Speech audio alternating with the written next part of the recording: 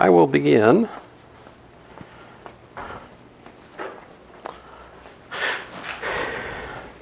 The word of prayer. Dear Father, we thank you for this day again. I thank you for this class, and I just ask that you'd guide our steps, help us to understand a little bit more about how to solve differential equations today together, Lord. In your name I pray, Lord Jesus. Amen. All right, so do you guys have any questions before I do an example? No? All right. So here we will work on a non-homogeneous problem. And the problem is this. We're trying to solve dx vector dt equals to,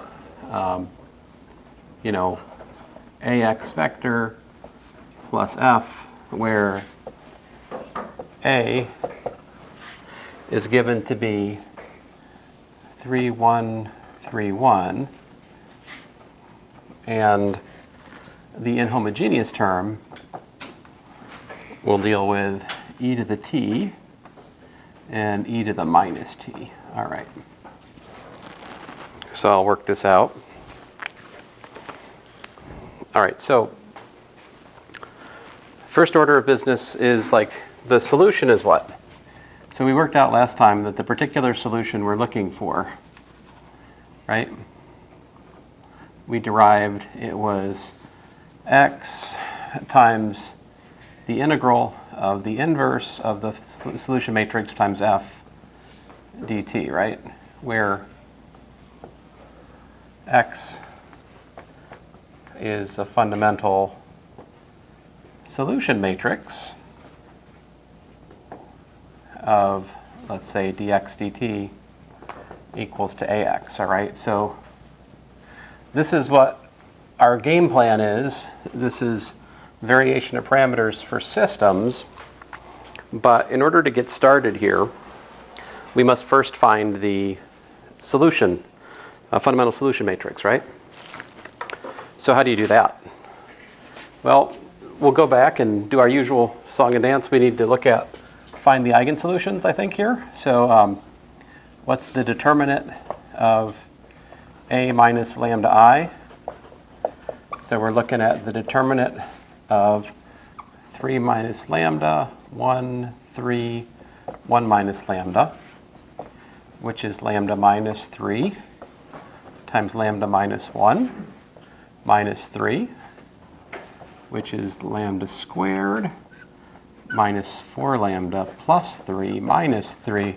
No surprise there, because it was obvious from the start, if you know a little bit of linear algebra, that this is not an invertible matrix. This is a non-invertible matrix. This is a matrix with determinant 0, and if the determinant of the matrix is 0, 0 must be an eigenvalue.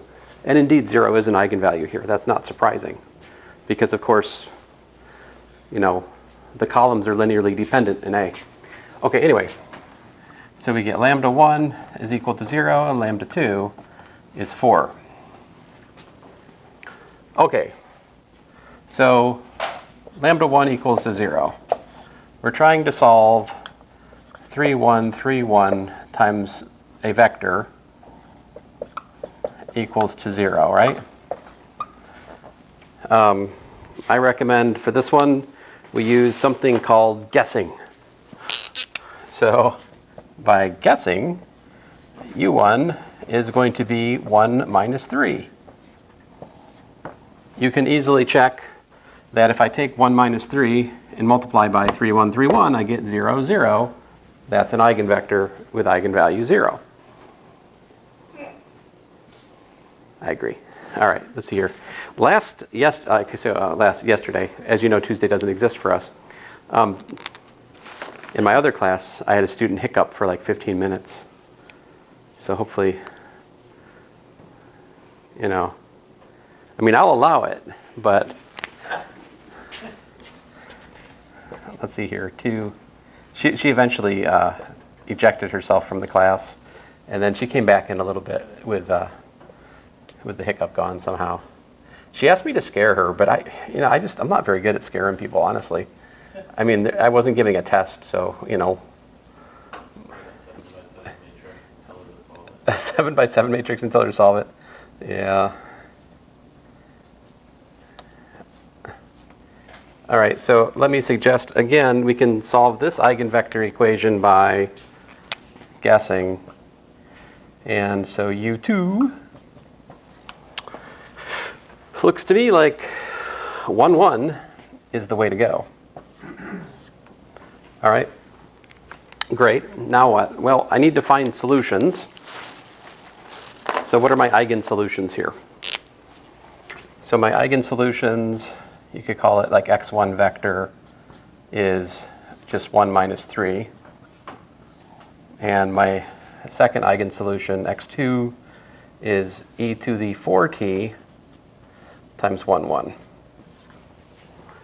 So we take these collectively, and we form our fundamental solution matrix x equal to 1 minus 3 e to the 4t e to the 4t. So there you go. We now have the fundamental solution matrix. Did you guys understand why there's no exponential in the first one? E to the 0t is just 1, right? So the exponentials, well, it's there, but it's just hard to see. Now, what's the inverse to x? We're going to, you see from the formula up there, we're going to need to find the inverse to x, right? Let's do it here while we're at it. So what's x inverse?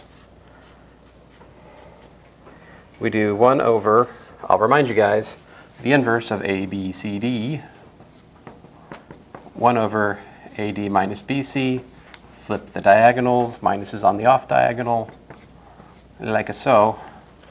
So that's going to give me an e to the 4t plus, you say plus 3 e to the 4t? Yeah. Okay, and then e to the 4t, 1.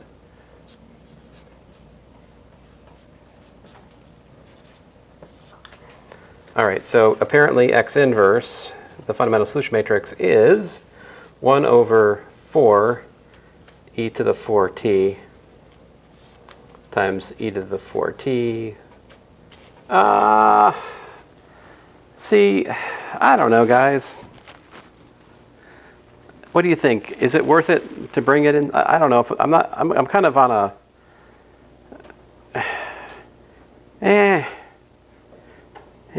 I'm debating whether or not to bring the exponential out front into the matrix. I think I will. It feels like it might be an overall improvement on the formula. We'll see, we'll see whether or not that was a good move in the calculation which follows. But I'll leave the quarter out front because nobody wants a bunch of fractions. And so we've got 1 minus 1, 3 e to the 4t, and e to the 4t.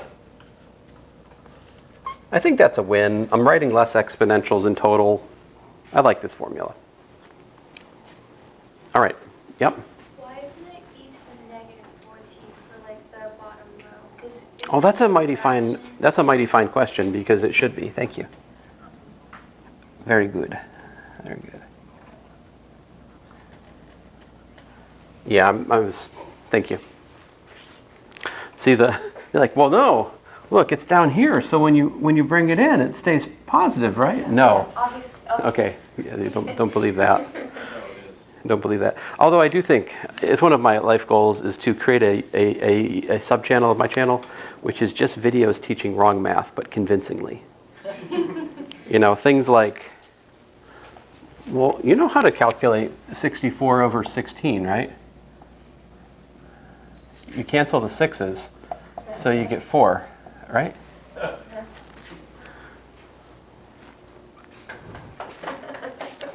Yeah, that's not mine, but there's a ton of these things. Yeah, don't do that.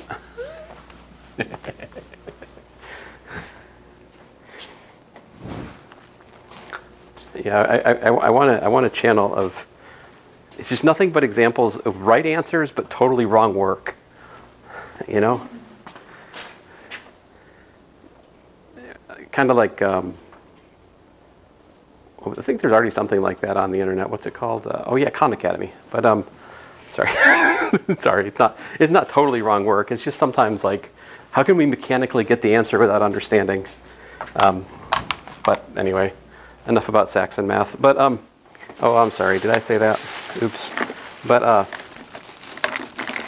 No one knows what I'm talking about. It's fine.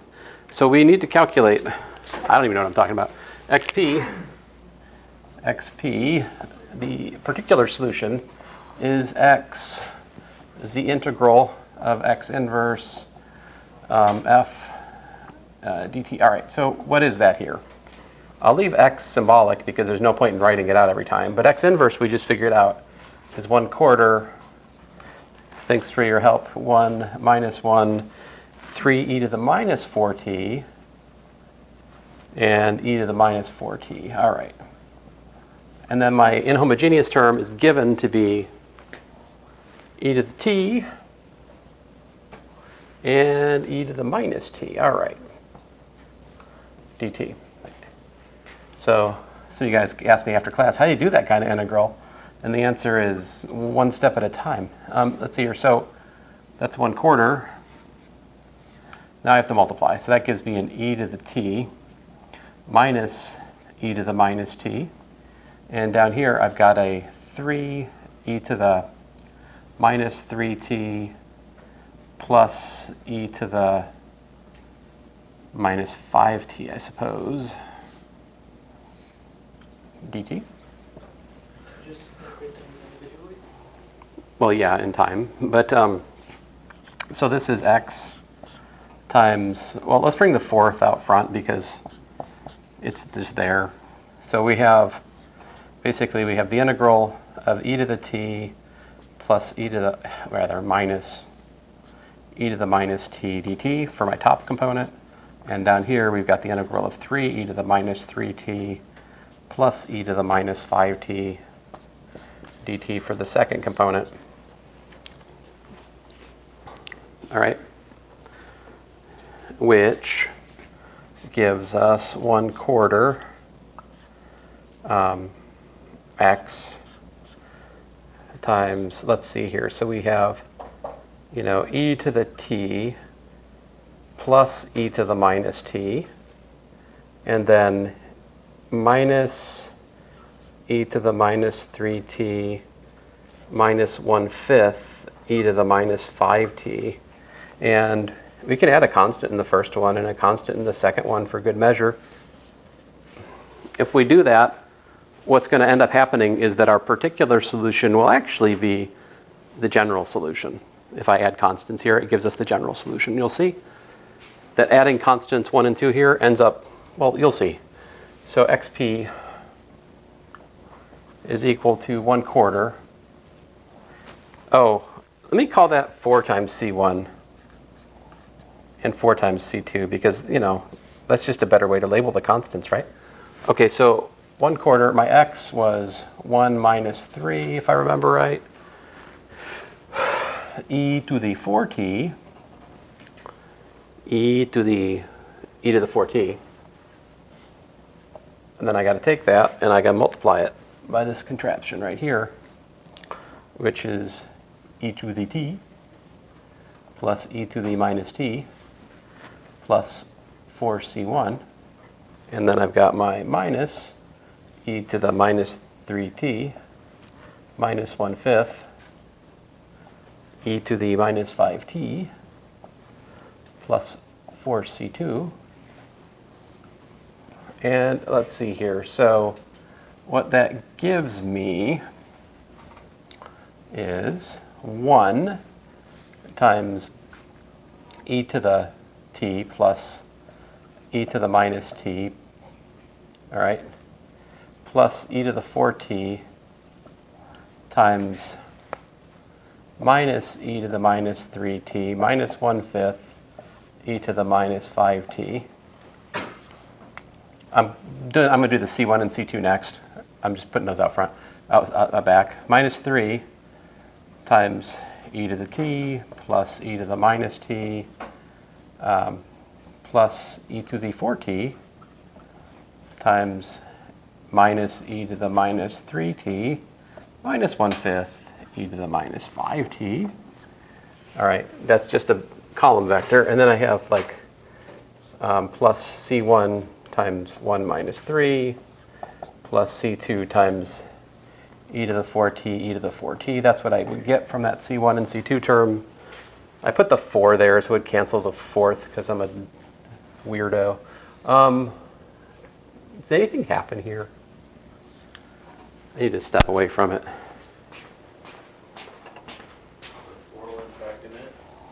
The 4 times the minus 3 gives me, those are e to the t, right? So like, I think actually this term and this term be canceling because this gives you an e to the t and this also gives you a minus e to the t when you multiply that through. And so what we have is e to the minus t minus 1/5 e to the minus t, I believe. This times that is an e to the minus t, because 4 minus 5 is minus 1. And down here, does anything cancel? I'll just write it out. So minus 3 e to the t, minus 3 e to the minus t, minus e to the t, minus 1/5 e to the minus t, multiplying that out, plus c1 times 1 minus 3, plus c2 times e to the 4t, e to the 4t.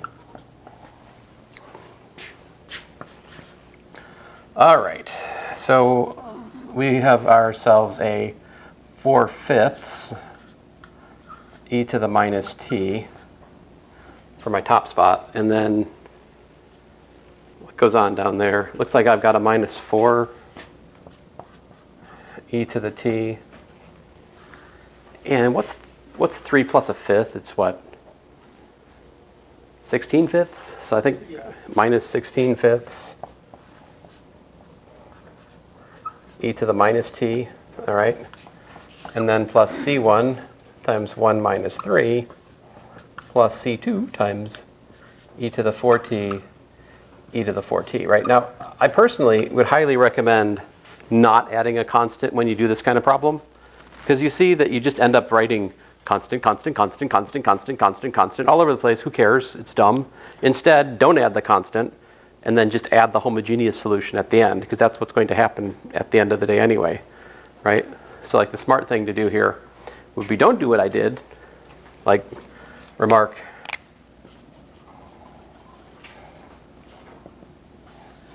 don't do this. Don't add the constants. Instead,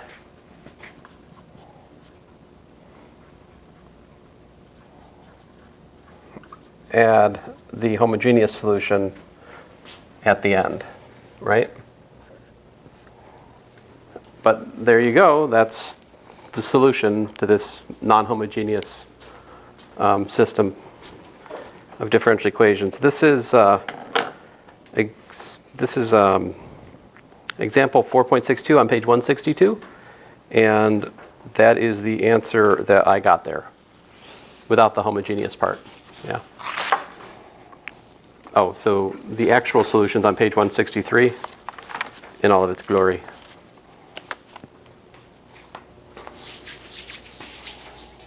So there you go. I mean, this is actually the general solution. So if I wanted, I could say x1 4/5 e to the minus t plus c1 plus c2 e to the 4t, and x2 minus 4 e to the t minus 16 over 5 e to the minus t minus 3c1 plus c2 times e to the 4t. Right there would be the general scalar solution to the problem if I was so unkind as to ask you for the answer in that format.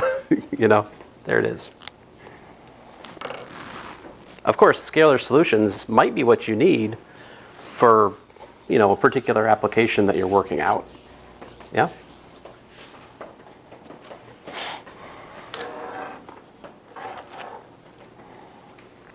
So, any questions? Yeah. You said you guessed for the u of 1 that it was 1 and -3. Where did that guess come from? Is it just I just flipped the components and put a minus on one of them. Okay. So that's, I mean, for a 2x2, it's always that. You just flip the components and slap a minus on one of them. That will, when you multiply it by the given matrix, give you 0. Gotcha. Is I'll- it one specific it 1, 2. doesn't matter. The eigenvector, if you remember, always come, as I told you guys, if you're ever fighting an eigenvector, beware, they always come with an infinite posse, because like they've got always like infinitely many other eigenvectors next to them, because they always come in like, any multiple of u1 is also an eigenvector. So in particular, -1 times u1, which is -1, 3, is an eigenvector, or this one, -1, -1 is an eigenvector. You can always, or 2, 2 is an eigenvector. There's always like many, many, many more choices. Yeah.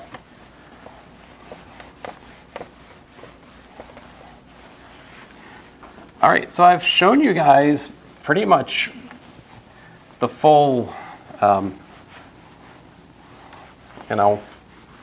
calculational machine to solve dx dt equals to ax plus possibly a function.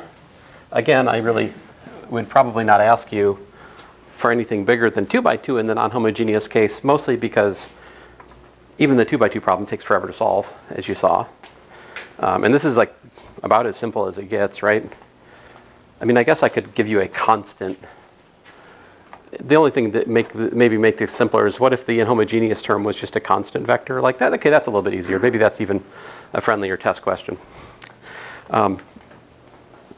But anyway, so do you guys have any questions then, as I'm thinking about things here?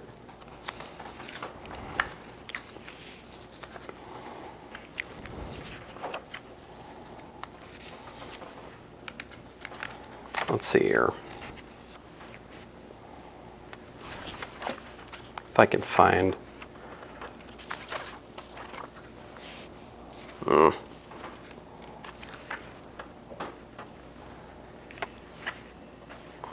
Trying to find a particular problem. Oh, I know what I was going to do for you guys now. You got a question? Yeah, so I think just a clarification. Mhm. So whenever we do like an x1 or x2, or like some cases it's x and y, when you're solving for x and y, it's the first one is always what's always on the top of all of the matrices if you have like a 2 variable. Well, depends on, like, if I usually, but that's usually because I have written at some point r is equal to xy, right? Yeah. I could be perverse and do like yx, and then I would disagree with you, but But like whichever one is on the top when we clarify what r is equal to is what the first part is, yeah. Okay. So I hit x vector for this example, which I haven't done before, but I thought it'd be healthy for me to do it since it's all through the notes, right? Yeah. But there, the components of x vector would be x1 and x2. Yeah. And I'm kind of not wanting to do xy there because our typical notation for x when I'm talking about x vector would be that x is the magnitude of the vector x, right? Mm-hmm. If we go back to simpler days. All right. Let's look at some examples.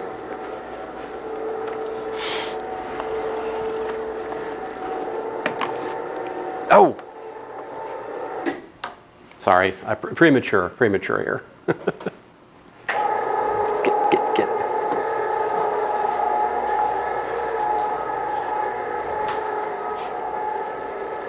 I wanted to talk to you guys a little bit more about why it is that what we're doing is working as it does. All right? So, in the case that the matrix is diagonalizable, what does it mean for the matrix to be diagonalizable?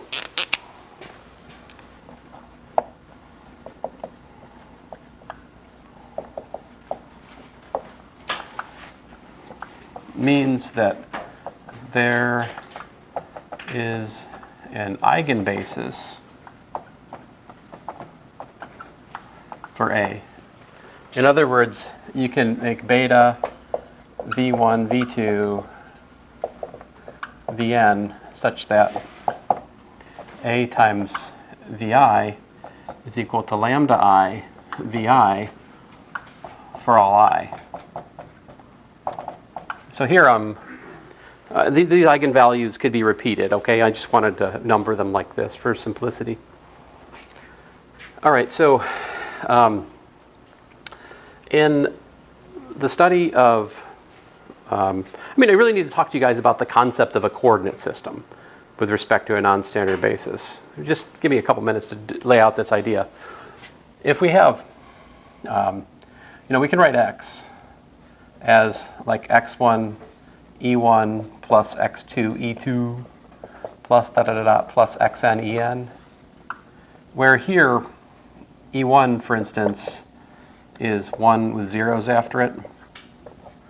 e2 is got like that. All right. En is got a 1 in the last spot. All right. So this is the so-called standard basis. We use I, J, K for it in calculus 3 a lot of times. I like to use x hat, y hat, z hat because I think it's a better description of what they are. They're unit vectors in the direction of increasing, like in my physics, I would typically use the notation EJ is xj hat because that, to me, describes more what it is. It's a unit vector that points in the direction of increasing jth coordinate, and that's it. That's what x hat j is. All right, but anyway, so let me slap some bars on this. Bar, bar, bar, bar, bar. There we go. Lots of bars. I want to define the barred coordinate system.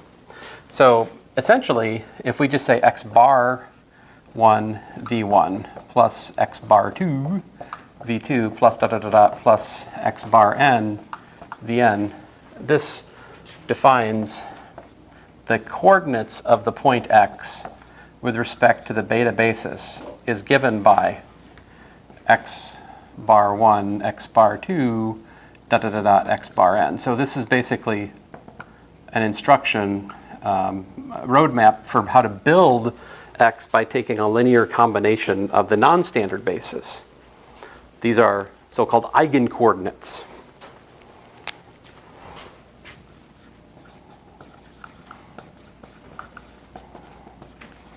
Eigencoordinates, all right?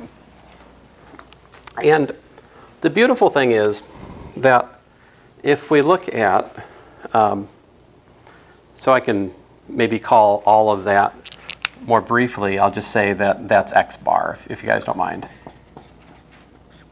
All right? So here's the thing.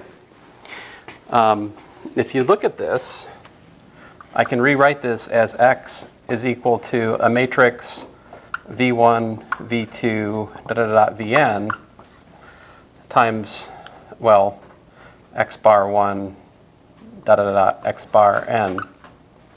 And so I have the formula x is equal to the basis matrix times x bar, which means that you can find a formula for the coordinate system. See, the formula for the coordinate system is just that x bar is the inverse to the basis matrix times x. All right? So this is super nice because this shows you right there, that shows you how you can change coordinates from Cartesian coordinates, which would be x, to the eigencoordinates x bar. All right? And I want to show you what happens to the differential equation that we're looking at when we change to eigencoordinates. That's the reason I'm having this discussion with you. So we'll start.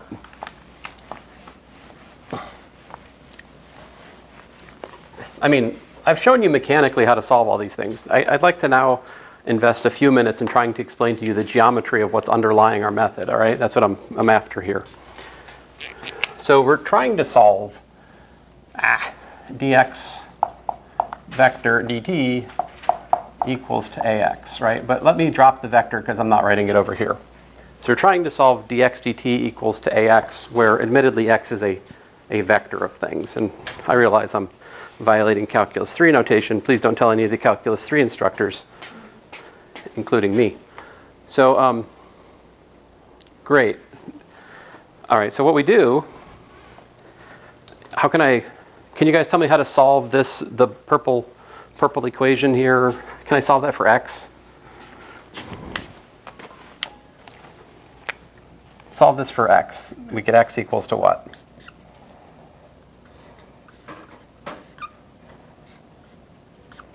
Beta x bar. I mean, I'm a dummy. I already had it for x right here, right? So I'm just undoing what I undid. All right, great. So this is ddt of what? X is the beta matrix times x bar is equal to A, the beta matrix, times x bar. All right, I'm switching the differential equation from Cartesian coordinates to the eigencoordinates. Now, this choice of basis, does it depend on time? It does not, right? It's a static choice. And as such, we can pull it outside the derivative and see we've got the basis matrix times dx bar dt is equal to A beta bar times x bar. So one more step and we'll have the differential equation that I've been seeking after, which is the differential equation. What does it look like in eigencoordinates, you see? So it's dx bar dt is equal to beta inverse A beta times x bar. But, and I don't remember how much I did in here because I'm teaching like 3 classes that are all covering this material. And at this point, I've lost track of which part I've said to which class. So it's entirely possible that I didn't do this in here. But you can show that when you do that particular sandwiching of the matrix, what happens? You get just AX. Not, well, you get a very special matrix when you do this sandwiching here like this. It's kind of like an identity. It's a what? If replace triangular with diagonal. Yes, and you're right. Right. So this is how we diagonalize the matrix: is we sandwich it between the P inverse AP, the coordinate change. It's just that how do you formulate P?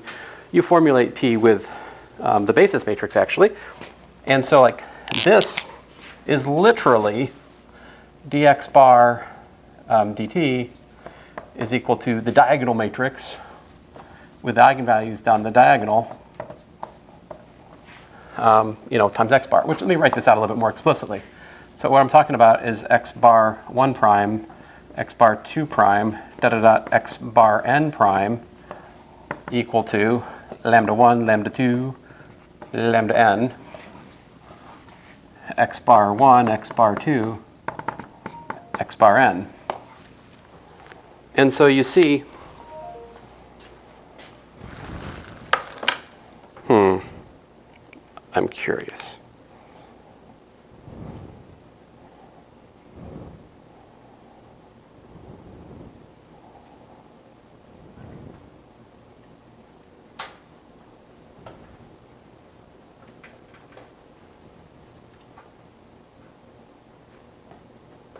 I don't understand this. My wife has sent me this very strange picture, and it's in caption. The caption is, "Your littlest boy is looking at you." I have no idea what this means. But Benjamin has some sort of science kit, so this must be something about his science kit. I don't know. It came with this little white lab coat. It's hilarious. Anyway, so look, this is dx bar j dt is equal to lambda j times x bar j for j equals to 1, 2, n. So changing to eigencoordinates uncouples the problem. See? And those we could solve in calculus too, right? Like the solution to this is simply x bar j is equal to like cj times e to the lambda jt, right? And so then my solution is just x bar is equal to, I forget the cj here, we'll just write down a one solution. well, fine, find Cj. So I've got, C1 e to the lambda 1t, C2 e to the lambda 2t, da da da da, Cn e to the lambda nt. There you go, that's my solution. And of course, you could rewrite that, but there you go, that's the solution.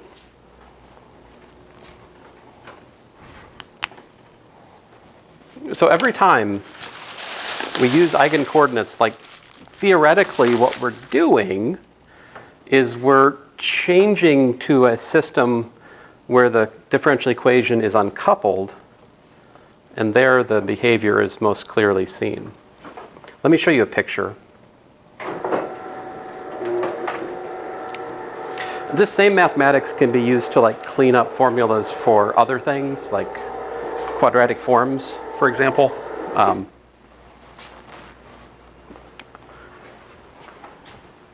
Well, anyway, if you want to see that, you need to come take Math 221 with me. Or if you email me, hey, I don't have time to take your 221 class, but I'm interested in how to rotate coordinates and do all that jazz. If you're interested and you want to see how that's done, email me. I will send you a link to the requisite video from last time I did it. All right.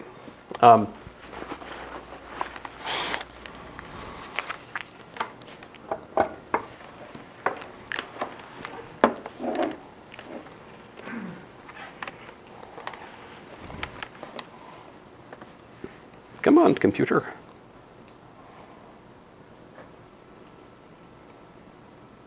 All right.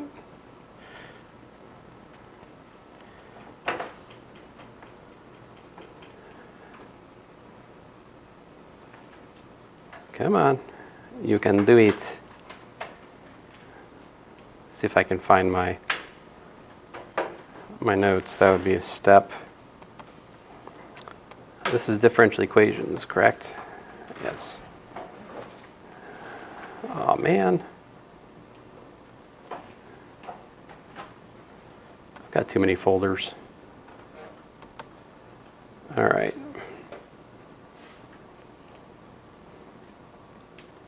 There it is.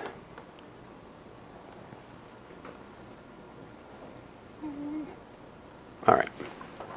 So here,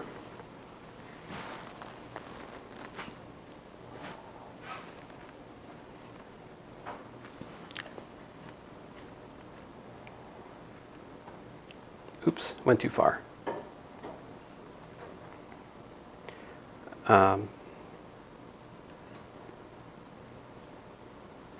So here's an example, right? X prime is x plus y prime is 3x minus y. How do we solve that? Now, if we don't care about geometry, if we're just interested in the formulas and have no, particular interest in understanding it more deeply, we just want the answer, right? Then fine. What do? We can just,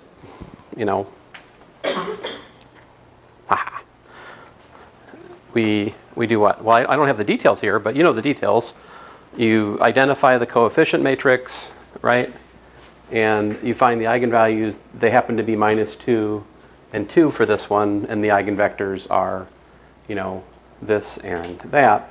And then we write down the answer, and there it is. That's the solution. Simple as that, right? But what if we want to understand it? Well, if we want to understand it geometrically, we can change variables. And so I introduced, x bar, y bar. P is the beta matrix that I was just talking about. And this is the calculation we just went through, but in a slightly different way. And it turns out that when you change the eigencoordinates, you end up with dx bar dt is equal to -2x bar, and dy dt is equal to 2y bar, which of course we can just integrate both, and there you go. There's x bar of t, there's y bar of t. And then if I want to find the equation, the solution back in the Cartesian coordinates, I have to rotate back. Well, I have to transform back. Remember, so x vector is, the inverse, p inverse times the solution in the barred system, which ends up giving me this, which of course is just what we found by the other method.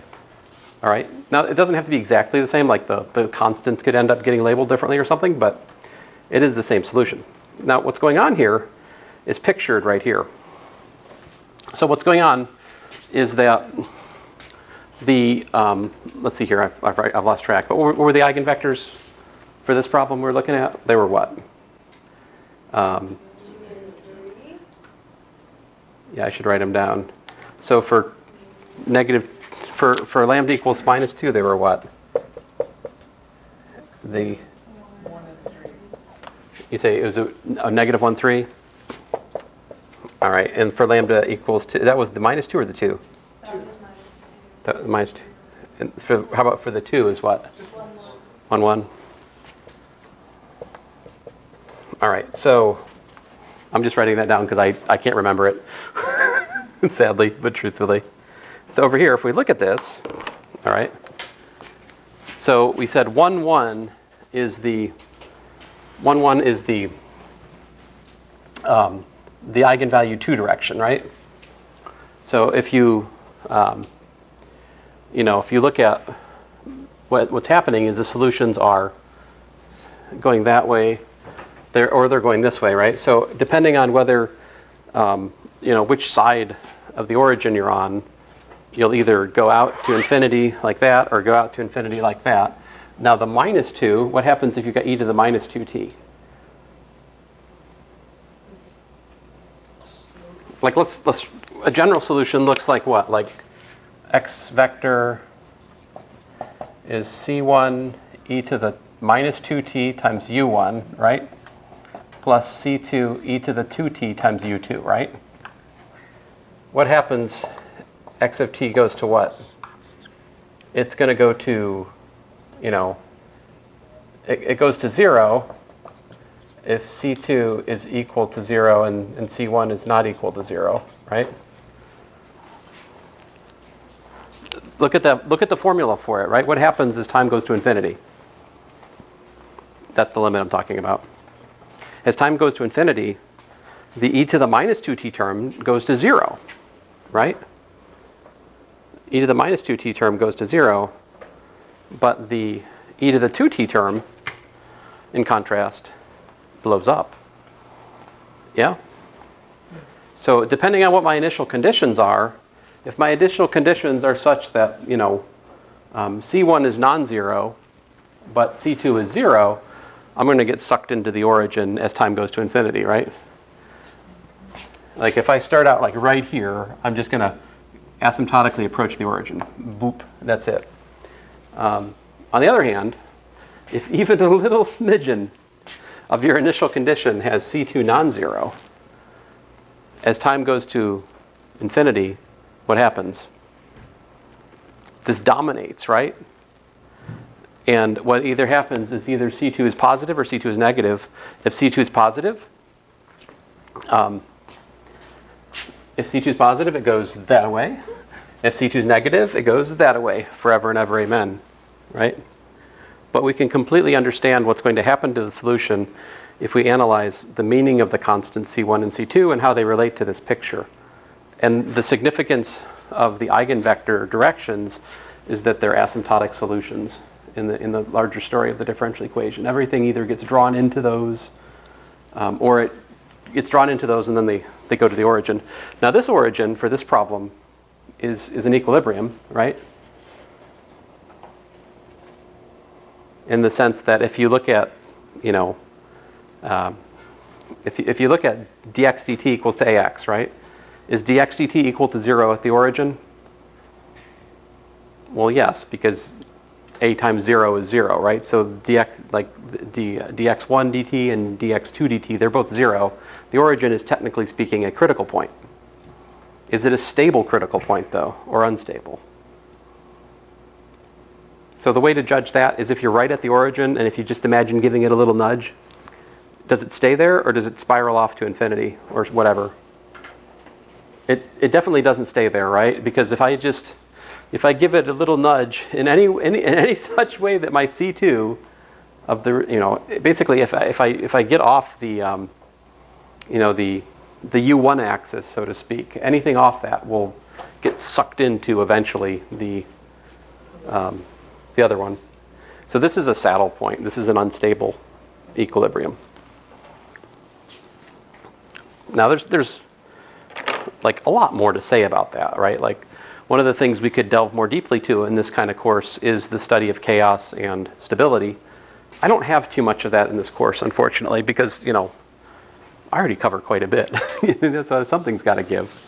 But anyway. Let's see here if I can find something right quick. Oh, yeah, let's... Give me a second here. Let's see here. So back to the website again. I think if I look in here,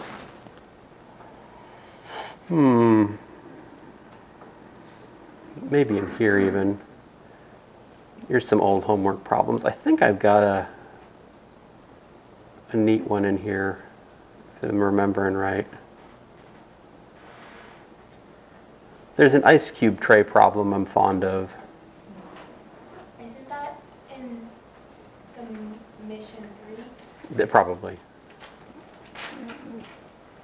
I was thinking it was from here, but I could be wrong.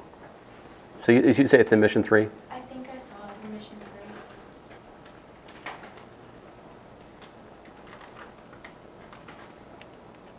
3. Hey, come on.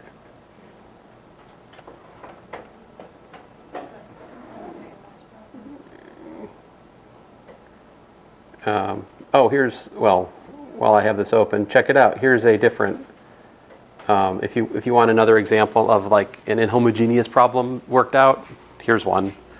Here I have A is 0, 1, minus 1, 0. That's the one we calculated the matrix exponential of last time. That's a nice example. And well, we worked out that that actually is the matrix exponential for that matrix as it happens. But it's also the solution matrix that I found here. Anyway, so then, x, integral of x inverse times f, and lo and behold, particular solution. But you told me mission 3, so let me go look over there. All right, we'll see if I get to it. I may run out of time.